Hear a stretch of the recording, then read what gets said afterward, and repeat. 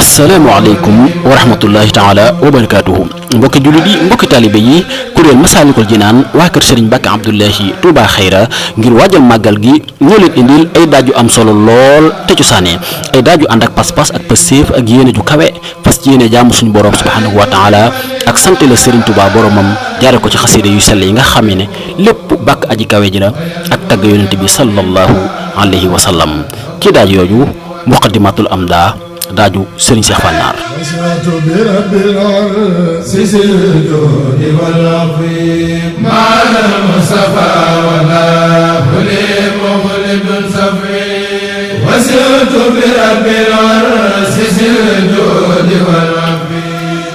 ak daaju Serigne Abdoulahi Niang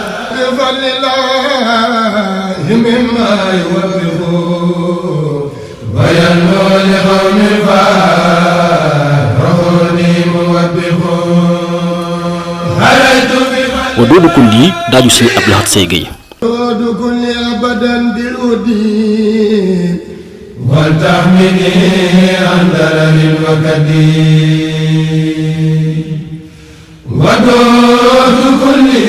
minal xadimi daaju Serigne Mountakha Gueye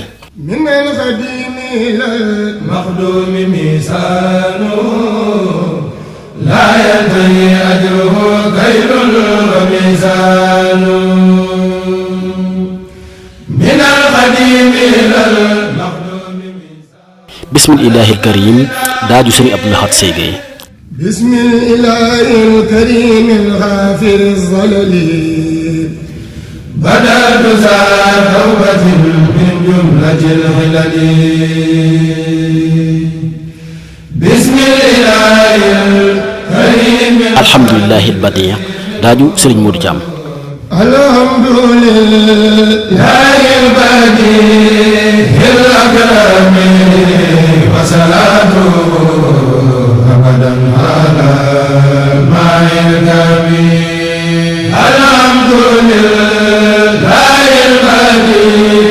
hil akrami alhamdulillahi ala alxaqaidi daaju Serigne Mahadou Diop alhamdulillahi ala alqaidi wal fiqhi wal lisani ni'ma qaidi alhamdulillahi ala alqaidi wal fiqhi wal lisani ni'ma qaidi alhamdulillah. mbokk jullit yi album bi dina disponible jeudi le 31 août 2023 jeudi le 31 août 2023 mbokki jullit yi mbokki talibe yi loolu mooy daaj yi ñu leen indiloon ngir waajale ko màggal gi ñoo ngi ñaan suñu borom subhanahu wa taala yóbbuñu ci ak jàmm te defal ñu ci barke ak tawféex ak taysir ak ridwaan